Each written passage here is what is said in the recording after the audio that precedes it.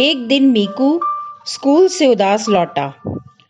Mummy खरगोश ने पूछा, क्या हुआ मीकू, बड़े उदास लग रहे हो, क्या किसी से लड़ाई हो गई? नहीं तो, सकपकाया सा मीकू बोल उठा और जल्दी से अपने कमरे की ओर बढ़ गया।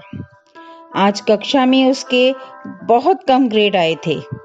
पता नहीं, तैयारी तो पूरी की थी, नंबर कैसे कम आए समझ नहीं आ रहा था। मीकू मन ही मन सोचने लगा, अगर मम्मी को बताया तो उसकी खैर नहीं, पापा को बताना ही ठीक रहेगा। मीकू इसी उधेड़-बुन में घूमने लगा। अनमने ढंग से उसने खाना खाया और फिर अपने कमरे में चुपचाप जाकर लेट गया। मम्मी खरगोश को समझ नहीं आ रहा था कि आखिरकार इसको हुआ क्या है। वो अपने घरेलू कामों में व्यस्त हो गई और बात भूल गई। शाम को जब पापा खरगोश घर लौटे तब मीकू जल्दी से पेपर लेकर दरवाजे के पीछे छिप गया। पापा ने आते ही आवाज लगाई, मीकू मीकू कहाँ हो? वे ढूंढते ढूंढते कमरे में आए और उन्होंने देखा कि नन्हा मीकू दरवाजे के पीछे छिपा खड़ा है और उसके हाथ में एक पेपर भी है। तभी मम्मी पानी लेकर अंदर आई। पापा ने कहा, क्यों भाई, तुम हमारे मीकू को डांटती क्यों हो? देखो कैसे डरा सहमा खड़ा है। मैंने डांटा? कब? मुझे तो याद नहीं, कहकर माँ ने मीकू को देखा।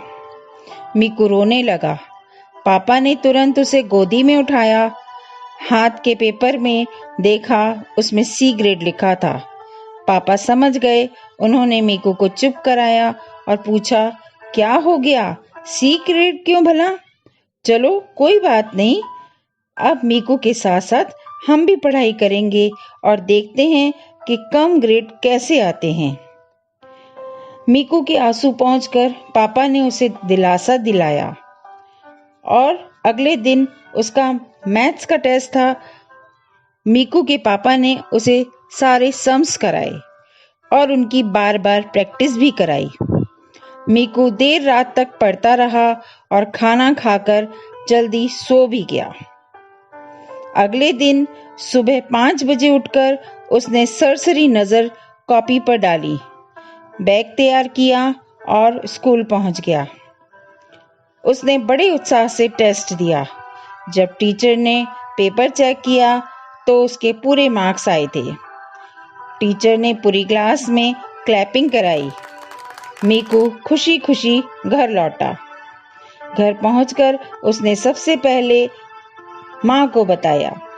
माँ ने उसे बहुत प्यार किया और कहा, देखा मीकू, हम अगर किसी कार्य को लगन और दृढ़ता से करते हैं तो वह कार्य सफल होता है।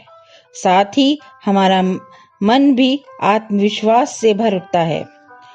मीकू को माँ की बात समझ आ गई थी।